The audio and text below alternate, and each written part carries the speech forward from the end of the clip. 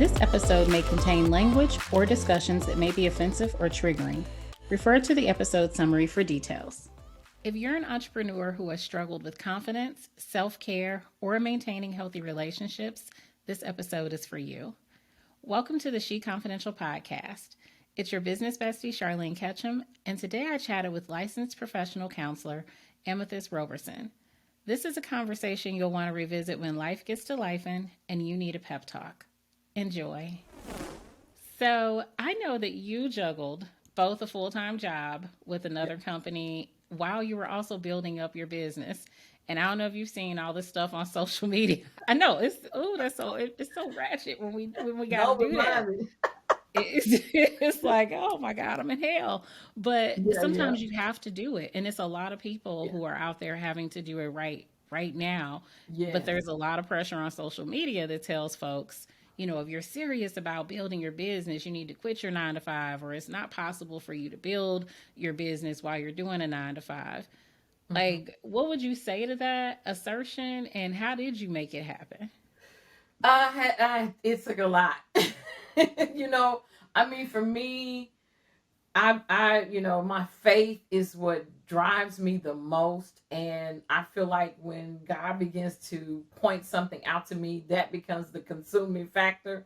And that vision that he had given me became the forefront and the focal of my life. And so for me, it was whatever I needed to do to make it happen. So, with me working a 9-to-5, I just had to make sure that once I clock out, once I had break, once I had lunchtime, I was focusing in on, either phone calls to network and to have conversations about the business that I was building. After work was the time that I would just utilize to really begin to build my private practice. Now, I've been doing it for 20 plus years, but in a full-time capacity, that just seemed overwhelming for so long, working a 9-to-5. And so I just had to really, Steve Harvey said it, you have to literally take the jump. And so for me, I left, when I left my 9-to-5, it was me jumping really far, not with a plan. And now my understanding and everything is always have your plan ready before you take that jump. But it didn't happen that way for me. Now, I would have loved for it to happen that way, but it didn't. And so when I left my job, I hit the pavement day one. And I had to determine in my mind that if God had called me to this, then he's going to equip me with what I need. And so the first thing I did was I got my brand shoot, and I got with a friend. And look, as we talk today, I just want to be honest. Like I didn't have a lot of money to work with. So I had a camera. So sometimes you just have to take what's in your hand.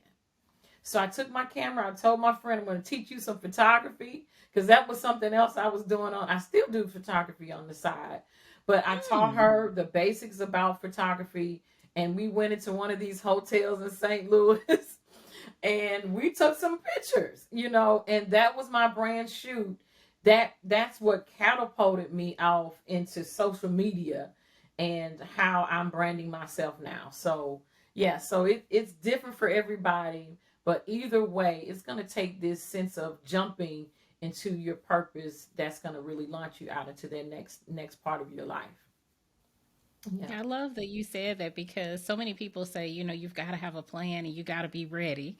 And it doesn't sound like you were ready, but you had the faith, and so you made it happen. My faith was my ready. My faith was it, because, either way, as an entrepreneur, you won't always feel like you have everything together. Like, even if I plan 6 months, a year out to prepare for this, there are certain elements of being an entrepreneur that you cannot prepare for. And so when I decided, my husband and I decided to say, let's take this jump. You have to have some kind of support around you. So it was my faith, and it was that I had support around me, that I had an understanding with my spouse. I had an understanding with my family that look, we're going to do this. I need y'all to be present to help me in this. So sometimes it's just a support, knowing that you have people that have your back, that understand you, that understand your vision, your purpose. Like that's what makes up an entrepreneur, because there are going to be a lot of pitfalls as an entrepreneur that you'll have, even if you planned everything perfectly.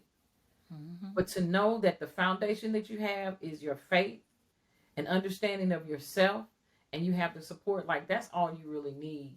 Anybody I'm thinking that you can name in your personal life, or someone that's, a star, a movie star, someone, they're going to go back to those foundational principles. I had support, I had somebody around me, and I have faith. I hear Steve Harvey talking about that all the time. It was my faith. I was in a car. He said I was in a car, nowhere to stay, but it was my faith that drove me to that next stage. And so those are the foundational things that I think that every entrepreneur has to have in order to really be established. So, And what advice, I mean, because it sounds like you already had a really strong support system in yeah, terms of your family and your yeah, circle, but what suggestions do you have for people who are starting to build their business and they have a lot of naysayers around them, especially right now? yeah, We're looking at, some people say we're already in a recession, some people say we're heading into a recession, but I always say it's always something. Life is always going to be lifing. So there's always going to be a reason why people are going to tell you this is not the right time for you, or you've got that good paying job already. Why would yeah, you want to go into that risky yeah, owning your own business thing? So yeah. they don't have people necessarily around them who are encouraging or believe in them or see the vision. What suggestions do you have for those folks? Believe in yourself.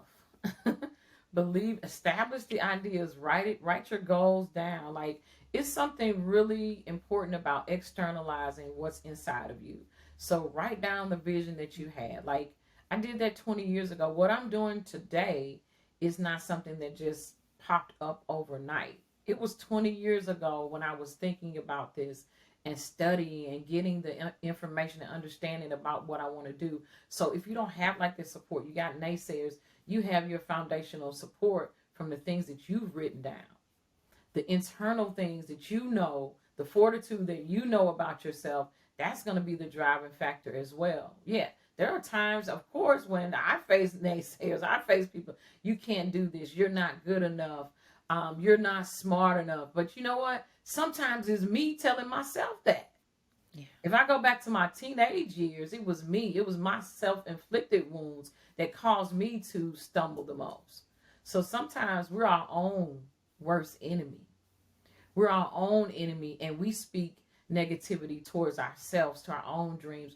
And so I had to understand that gratitude had to be my attitude. I had to understand that something inside of me is good, that I am good enough. I am worth whatever God is calling me to do. And that took repetition. That took me believing in me. There's a root word to belief, and that word is commit. If I say I believe in you, that means there's some commitment to that. So I had to understand that if I'm not putting out committed steps intentionally in life, I don't really believe in myself. So that's what I would say to anybody that's struggling with like that self-critic, that imposter syndrome.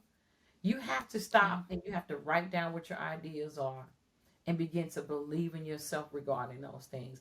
I had to do that. Like I said, struggle so much as a teenager. And that's one reason why, like, part of my practice is focusing on youth and teenagers and young adults, because that is like one of the major struggles is what we tell ourselves, that self script, that you can create whatever script you want for your life. You don't have to stay in the script that you got from mom not being there, dad not being there, whatever that person went through, whatever your story is. You don't have to adhere to that negative story. You can change your life. You can modify it in whatever way you want to. And so that boldness just started to rise up in me as a teenager. And I was like, I'm going to write down my dreams. I believe this now. So it went from like this negative to now I believe in myself. Then I wrote it down. Now, once you write it down, then that's the commitment. You got to stick to what you wrote down. So that was the process that I went through. And again, that's when the support came. When I was able to articulate and communicate to other people how important it is for me to do these things. And if they're not on board, then they just not on board, And so I found people. What's important then and even now is I have people around me that encourage me, that cheer me on. I ran track from age 8 to about 18. I played sports. I was a sports head. And during that time, I understood that the crowd that was around you was really important too. The crowd could either boo you and take you down, they could kill your spirit, or they can make you run faster and harder. When I ran, I used to run, in particular, the 200, the 400, and what we call, during that last leg, they say the monkey's on your back. Meaning this is the last stretch. This is the last fight that you have. So either the crowd's going to cheer you on or they're going to cheer for somebody else. But I had to understand that the grit had to come from within myself. No matter what the crowd was doing, I had to understand it came from my practice. It came from the repetition that I did every day at track practice. It came from my teammates running around the track with me, telling me I can do it. But most importantly, I had to dig down deep inside and understand that if I'm going to run this race, I put all of that together and I run past that tape. So there's a whole story to this whole running, But the one major lesson that I learned through track and field that goes in line with what we're talking about today is there was one time when I was running a race. It was raining and I had a bad attitude. And I got out on the track and my mind was like, well, I'll, if I come in second, whatever. And when I got on that track, I ended up running the best time of my season. Why? Because I understood at that moment, it doesn't matter the weather around you. It doesn't matter the elements around you.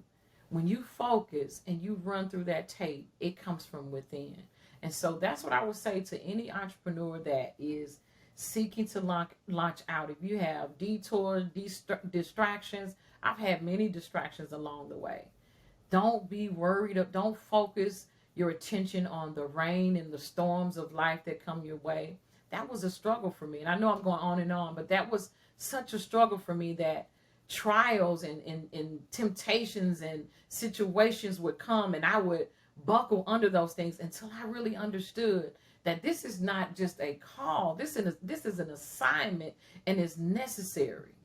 So when a person really understands that this is not an option for them, I have to win this, that's when you'll begin to take whatever challenges you're facing and you will breeze past those things and you'll win whatever race you need to establish that business, to establish that speaking contract, to start that podcast. There's so many opportunities now for Black women to get into, but one of the struggles is that mental health and that self-care. So yeah, but anyway, that's my answer. You have to be able to believe in yourself and commit to what you have written down. Yeah. Thank you so much for just sharing all of that, because I think so often we discredit how our experiences impact the way we show up professionally. Absolutely. People always say keep your personal life separate and all that stuff. Business is business. It's not personal. And I think it's very personal. It's very personal. Yeah, absolutely.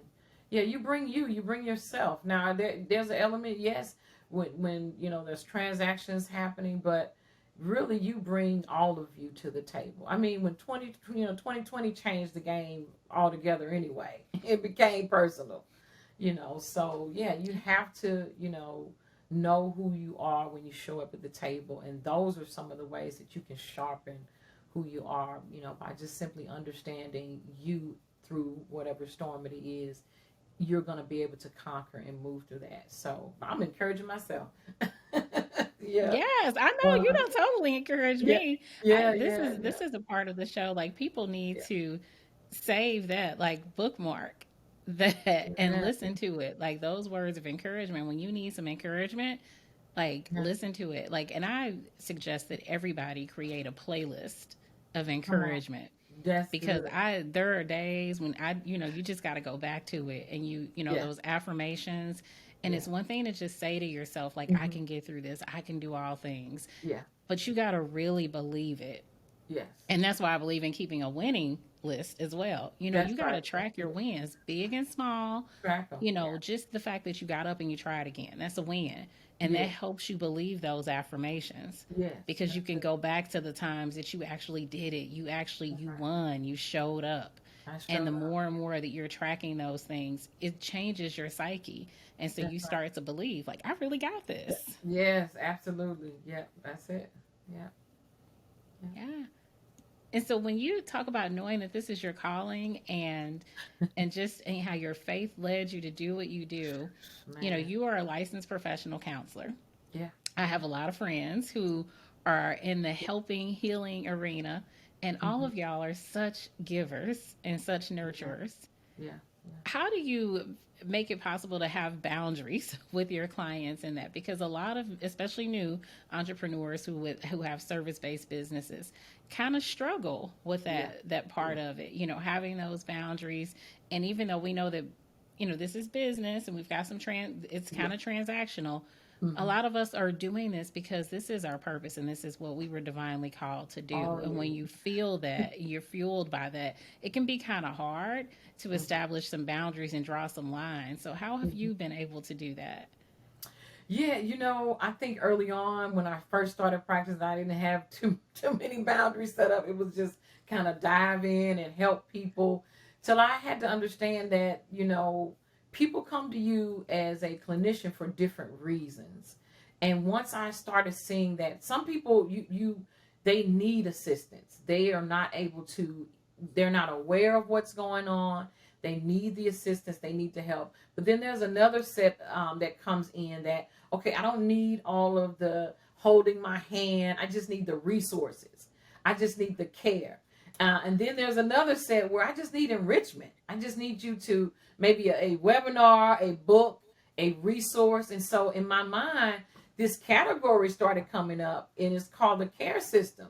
So those are those who will come in the category of enrichment.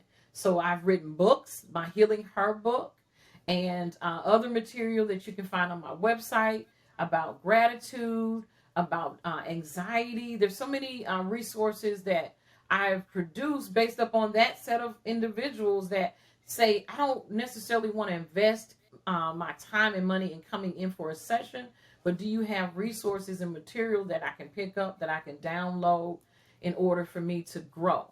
And then there's another set of people that, again, that is just give me this resource and I can run with it. Or I need resources for other people. So that's another category. And this is how I'm setting my boundaries, and how I just identified the type of individuals that come to me. Then there's another category where it's sort of they're professionals.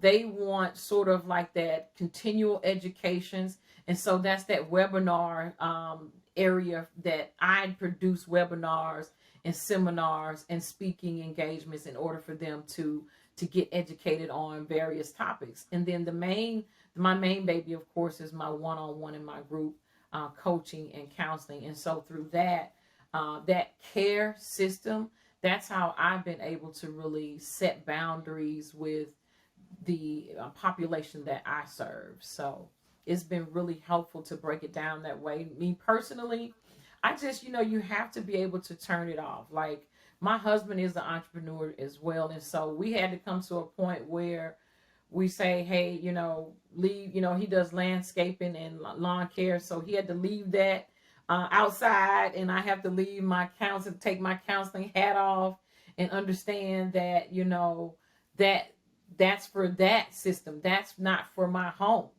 And so Hmm. it took a while for us to get that regimen going, but you just have to say that, you know, set my priorities. That's what I'm trying to say. I had to set my priorities and determine, like, okay, 9 to 5, this is what I'm giving my time to, and then after 5, it's family time. It's time for me to kick it. It's time for my leisure.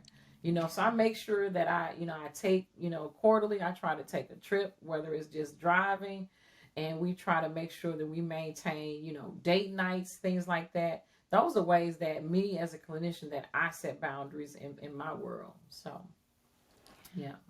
And thank you for sharing and really illustrating that, Hmm. because your approach to boundaries is really holistic. A lot of times I think it Yeah. gets hard because, and I've done this for years, it's like, okay, Yeah. I've got my priorities and boundaries for work, Man. and then I'm trying to manage my personal life separately. And Yeah. so something gets left out. And a lot of Something times, does. in my experience, it's been my personal life because I'm Yeah. focusing so much on just the business and the professional things. Yeah. Yeah. And I appreciate that you're saying I'm going to have this holistic approach, Yeah. in Yeah. terms of my self care and Yeah. just being mindful. Like, being an entrepreneur or owning a business doesn't mean Yeah. that's 24/7. Mm-mm. Like, you have to turn that off and say, I'm working these hours. Yeah. Each quarter, I'm going to take a vacation. I'm going to do something, if I. it's a road trip. And Yeah. then being mindful of how it impacts your marriage, because Yes. a Oh, that's lot a of whole people, nother especially show. when you said both of y'all are entrepreneurs, I was like, oh my goodness, That's a whole that nother requires thing. a lot of intention Yeah. to be Yeah. present in your marriage when A you're lot of also both noticing. running businesses. It does. It does. And so, like, when I think about, so let me go back to what you were saying about just the personal side. Like, so just being fully transparent. Like, I believe like one of the things in that holistic approach that you're talking about, for me, I started to let like health stuff go. And so I Yes. had to realize, and so now, I'm getting older, so my body's aching a little bit different now. And so it's so important not to allow your physical health to go. And so, like, this entire year has been dedicated to me going to therapy, me understanding me more, me getting a balance of, okay, I let my physical health go and I need to get back in balance. And so I'm working through that with a therapist to understand what was in me to allow myself in helping others go. And so we've been working through that. And so we've come up with a grand plan. Make sure you get your massage. If funding is there, get your massages. I've been doing acupuncture, whether it's chiropractic. There's so many different things that you can do, as an entrepreneur, to keep your health up, making sure that you're keeping your quarterly doctor's meetings and having conversations with physicians, making sure that your health is together. When you are engaging with the public, you're traveling a lot, you have to be fit. You have to be ready for whatever element and environment that God would send you to. And so that has been my last year, just getting myself together more physically in a holistic way, making sure that all of that's together. So whatever my assignment is this year or next year, I'm ready in a holistic type of way. And that included, again, back to what you were saying to tail end, is noticing how what I'm doing is affecting my husband, noticing how it's affecting my relationships. Now, I have the kind of friends that will say, now, Amethyst, we haven't seen you in a while, and put me on the schedule. So you have to make sure Yep. that you tell your friends, hold me accountable, and they hold me, they hold me accountable.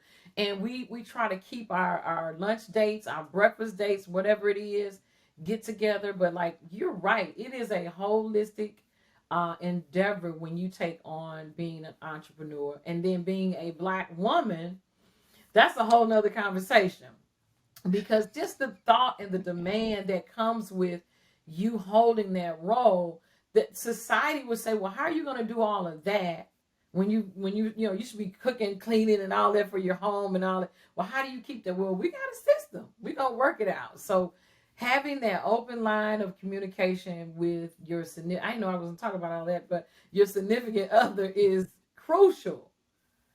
So you have to have that balance of what you're saying you need to do as an entrepreneur, and what and how that's going to actually look. So there have been seasons where I've had to let some things go. I had to take notice of, how is this affecting my marriage? Is it a healthy thing that I'm taking so much on? Is it healthy? So 2 months ago, I started saying 9 o'clock, I'm going to bed. How does that help my marriage? Well, after 9, hey, Yeah. But if I'm not making myself available, and I'm just being really real, I hope that's okay. You Oh, know, we get real on here. yeah, And I yeah, I'm not. appreciate that you're saying that because so many people think you can't run a business successfully and have a healthy marriage. And Come you're on. illustrating how you can make it happen. You So I you have to, appreciate that. Yeah, yeah. Your please husband, look, share. men. Okay, we're gonna get really real. Men, statistically, they want intimacy. 3 days stretch. That's a long time. So, Yes. but in my mind, as an entrepreneur, and again, using that as an example, that pressure on Black women to produce and to bring results in, you can get caught up in that world and you're forgetting to notice what's going on in your own home. Yes. Okay? Yes. So, that open line of communication is so important. And so, we had to have those conversations where we stop and say, how is this affecting you? Me working from 9 to 9 at night. See, a 9 to 5 is easy because you can cut that off. But when you become an entrepreneur, it's like 24/7. So Yeah. I had to say, no, I'm going to bed at 9. I'm cutting it off. At 5 o'clock, I'm cutting this off. My last session is at 4. I do some debriefing and I take some time away from myself to kind of get those sessions off of me. Sometimes you have to take a drive, go get a cup of coffee, walk out of the house. I work from home and I have an office as well, but sometimes you change your environment so you don't bring that to your spouse or to your significant other. It's different scenarios for everybody, but it's the same line and principle. Making sure their need is met is you making sure your need is met. So anyway, that's like I said, that's a whole I'm so different glad you spoke on that we seriously can go down because in that one. it's Yeah. important. The health of our personal relationships, Oh my everything from God. you saying you've given your friends permission to hold you accountable, They have to hold me accountable because yeah. for that Yeah. social time. It's like we haven't seen you. We need Yeah. to see you Yeah. because we and there's a season for the hustle. I know, Yeah. everybody's saying hustling is bad and all that Yeah. stuff. Hmm. Not as a permanent way of life, but there Yeah. will be a season, particularly when you're building or if you're expanding, things will happen where you're just, I might have to do some 9 to 9s, Yeah. but that can't be your way of life. And you No. have to have people around you who will see, Mhm. what, you're not taking care of yourself. Yes. Like Yes. for me, it is very easy for me Yeah. to get in work mode. Yeah. And Me honey, too. I can work until 1, 2 in the morning. Yeah. And I will still, because my body won't let me sleep past Yeah. 8. If I'm Yeah. really exhausted, I might really, actually, I never sleep until 8. I'm going to wake up around 6 o'clock still. And so I'm going to wake up. So Uh-huh. there have been many seasons in my life when I was in Yeah. law school and when I first started my business and I was doing entrepreneurship full time. Like, oh my gosh, I was like, oh, I can make all this money and do all this stuff. Like, oh, I got greedy. I was like, I don't need to sleep. I'm just going to make money. Ooh, And that's good. it I was don't need it. ridiculous. Yes. And you need people to say, girl, okay, now, Yeah. like, you're working a lot. I haven't seen you. You Yeah. know, you Yeah. look tired. Yeah. It doesn't look like you're taking care of yourself and loving on yourself. Like we laugh at that, but it's you Yeah. need people to come and say to you. And we as black Absolutely. people, black women, Mm-hmm. we got to do a little bit better You gotta do with better. that because Hmm. that is love to say Yeah. to somebody, I don't think that you're taking care of yourself. I need Yeah. you to rest. Like, let's Yeah. talk It about is this. love. It is love, and it will help you in the long run to hear and understand that person who's bringing that to you and be open to it. We're like women in general prone to like codependent relationships where you allow that person in your life may have a pattern that's unhealthy and you allow it because of your love for them.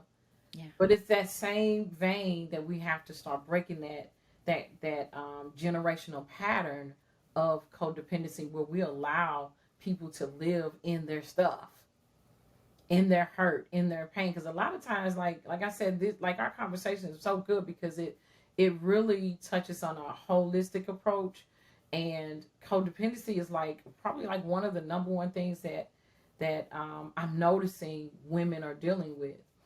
So we have to break that cycle of enabling each other. Yeah. And that starts with, and I call it a practice, I call it a skill of noticing. I noticed that this is going on. And actually, just using that word, I noticed that you've been staying up all night. I noticed that when I get on Facebook, I noticed that you're already up at 2 a.m. every morning. That's meaningful. That's a soft touch for someone who's always in that hustle. And so, yeah, so we have to have like those conversations with each other to hold each other accountable in our personal and professional lives. Yeah. There's so much to that. And you Yeah. And you are dropping all these gems like in our conversation, but I have to tell you, like, seriously, you do this all day on your Oh, yeah. social media as well. Like, Oh, yeah, you are yeah. just like a Yeah. content production queen when it Thank comes to the you. Yeah. social. And so, for Thanks. folks who aren't following her, Mhm. can you share your Instagram handle so that people can go on there? Yeah, it's my first and last name, Amethyst.Roberson, and I'm on Instagram. That's probably like the quickest way to reach me. So Amethyst.Roberson. Yeah. Yeah, y'all definitely have to follow her on social media. And so I want to ask you about like how do you manage your social media? Because you Woo. before reels were a big thing. Like everybody's like we got to do reels and more video content. Yeah. You were doing that Yeah. like last year. Like you were Yeah. already ahead of the curve. So I don't know Yeah. if you got some inside scoop at Instagram or something, but you were ahead of the curve and you post consistently and you Mhm. post content that really resonates. I mean, that Oh, was that's one of good. the things that drew me to your page. Just like Mhm. everything you would say, it resonated with me personally. Okay. So one thing, like how do you manage your social media content? Because we know that's a struggle for a lot of entrepreneurs. And how did you figure out Yeah. what your audience needed? Oh no, that's a huge question. So when I first started off, when I took that jump, I joined a community that really was supportive and educational. And so through that, I learned quite a few programs that you can use that will help manage that material for you. And so I would create it. I use Canva. That is the platform that is the premier platform for everybody now where you're able to really just whatever platform you're needing material for, you can create it on there. And I would use a program called Later. It's later.com, and I would pre-schedule that information in that, and it's actually able to blast out at different times of the day. But then there's me manually going in there throughout the day. And so I try to use inspiration as like the platform to really write content that resonates with people. So throughout my day, I'm taking pictures, I'm filming things. I invested in an iPhone that you can invest in any phone that has a good quality camera. That's important. And so once I did that, I was able to write down everything in a program called Trello. Trello is like my go-to because you're able to use columns and organize things. Now, if you're not like a person like that, likes the organization stuff, you can just get a Word document and write out your ideas. There's a notepad in every phone, Android or iPhone, that you can write that material down. And so for me, I carry that with me. So whenever I'm inspired by something, or if I'm thinking of something, if I'm riding in the car is like probably like my most inspirational time. Usually I'm by myself and I'm cruising, listening to my music, and I just get this download of information. I think about me. Like when I create content, I think about me. Usually the content I create is a few steps from where I used to be. So Okay. that is the springboard in which I use to really produce the content that I make. And it seems to resonate with a lot of women and men as well, and couples too. And so that's kind of been my format. Getting, again, educating myself on who is really hot right now in my area in counseling, but also who's really hot in content creation. And so when I first started off, it was Ramaya, and then we call her V, and she's Panther Inc. And Chris Jackson is CJ on Instagram. Those were three of my go-to people that really helped. They started a content group on Saturdays, and we would just meet and create content as they were talking. So sometimes when you're starting off, get with the crew, get with the group that is focusing on that area that you want to find out who is the premier person in your area that will give you inspiration on writing some of your material. So that's kind of my pattern of what I've been doing. Excellent. Yeah, Yeah. you are on it. Like you I use, I mean, appreciate it. it's a great mix too, Yeah. because you'll have the funny memes and everything, and you'll do just the inspirational posts and like quotes and things, but then you also do some teaching on there as well. Yeah. And in that, it's the perfect execution of a Yeah. content strategy, because you're Yeah. educating people, you are inspiring them, you're providing that encouragement, and through Yeah. all of it, they get to know who you are. They get Yeah. to know Yeah. what your expertise is, how you can Yeah. help serve them Yeah. what to do whatever it is they need to do to live better. Yeah. Yeah. That strategy, like one of the Kev on, I don't know if you've heard of Kev on Stage. Kev Yeah. on Hmm. Stage, like he has a training. I purchased that training, and through that, he talks about how it needs to be something trending. It needs to be Yeah. relevant and it needs to be funny. Like people want to laugh. Like Yeah. there's so many things going on in life that a lot of heavy content is not always the answer. So you try to lace that with what's relevant in society, what's current and trending, but also something funny to get a real serious message across. And so I try to use some of the principles that I've learned through those groups and things that I purchased as well. So Yeah. yeah. And I appreciate you mentioning how you Hmm. invest in yourself through investing in other coaches and everything, because a lot of Yeah. people Oh think my that as God. an entrepreneur, you're supposed to figure all this out on your own. And y'all, Ooh, you don't have to do that. That's a no, mistake. no. Don't try to like that. Like trying to figure it out comes from probably a lifestyle and how you were raised. And once I realized that, I was like, no, there, I can trust people to produce and give me the material I need. And that comes through me investing monetarily. Sometimes it's bartering. I may see something that they have and I have something. I may build a website. I may do some photography for someone that has a product that I need for my business. So sometimes it's not just, you don't have to have a lot of money to invest. Most programs is starting at 27, 37 bucks. But it's so crucial to understand that you don't have to do it all by yourself. You don't have to be superwoman. You have help. You can rely on other people and get the assistance that you need to really accomplish your dream. So yeah. Yeah. Uh, Thank you There's, for all you're doing. yeah, yeah. Yeah. This is my pleasure. Yeah. I love Before it. we wrap up, can you share your website and then again just highlight some of the ways that people can work with you? Yeah, so of course, my clinical practice is arobersontherapy.com. That's arobersontherapy.com. For my coaching is my first and last name, amethyst.roberson.com. So coaching and therapy as well. But I'm on social media, Facebook, Instagram. Really, if you type in Amethyst Roberson, you'll see pretty much all of my information coming up. Instagram is probably like I'm most involved on Instagram, and those are the ways that you can reach me. And through those outlets, you can see some of the products that I currently have out, including my book, Healing Heart. Yes. Yep. And I will include the link to that Yeah, please do. in the notes in the summary for the episode. So yes. So Awesome. last Awesome. Yeah. question for you, and this is a well, you know what? I got two for you. We're gonna Oh, do like okay. the serious one, then we're gonna do like a fun one. So the Okay. serious one is, what do you want your legacy to be? Ooh, good one, good one, good one. Yeah, that's Yeah. the So, V. so I talked a little bit about my being a sports head and things like that, and legacy. The first three letters, leg. Legacy is running my leg in the race. It's Mm, running my portion. We dominated. We were state champions in Missouri. We dominated relays, the 4x1, 2 and 4. Why?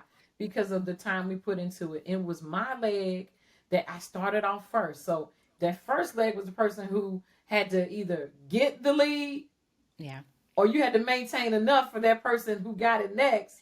So legacy is me taking the baton from my parents and running my leg and preparing the next generation to run their leg. And that's really the process that I'm in right now. Just really implementing the things that God has given me, but preparing the next generation to take that baton and run and do the things that they are called and assigned to do while they're here. So that's legacy to me. I love that. Now I can't. My funny one is kind of cheesy, Yeah, was it? but Uh-oh. I'm asking this for you because you have like so many cool memes and everything. So, what is one of the funniest things that you've seen this year, or one of your yeah? What is one of the funniest things that you've seen or heard this year? Like one of the memes or just in general? Well, in general, if you have like a comedy show or something. Oh man, I mean, I don't know if it's comedy, but there's a post that I created. It's this little kid. I forgot his name though, but this post is at over 4 million, and I was like, "What I is?" saw that post. Yeah, you went Yeah, viral with that, didn't yeah, you? it went viral. I mean, it's still going. I'm like, "Oh God, when is it gonna stop?" But it keeps going. So like the fact that this kid, I think his name, gosh, I wish I remembered his name. But basically, he was just saying to his mom, "You're beautiful. You killed the beautiful." And I woke up one day and I hit play. I didn't know that it would go viral, but like that has brought more so than funny, but it has brought so much joy to so many people. You would be amazed at the people who have liked that post because of this kid just saying, "You're beautiful. You kill the beautiful. You're beautiful all week." And I Yeah. think that's the basis of everything that we've been talking about. Kill the beautiful. You're beautiful all week, no matter what comes your way as an entrepreneur. That little kid tapped into the main thing of what, out of all the posts, just knowing that you are beautiful and what you have is beautiful all week, no matter what it looks like. That's all you need to know. That has been like the inspiration for my posting everything since that went viral. So yeah, that was so cute. That's awesome. Yeah. I'm going to link that in the notes as well. I'm going to go on your Yeah. profile and find it and link that as well. Yeah. Thank you. Thank you. I appreciate you. Make sure you like, subscribe, and sign up for notifications so that you don't miss any She Confidential podcast episodes. I'll see you next time.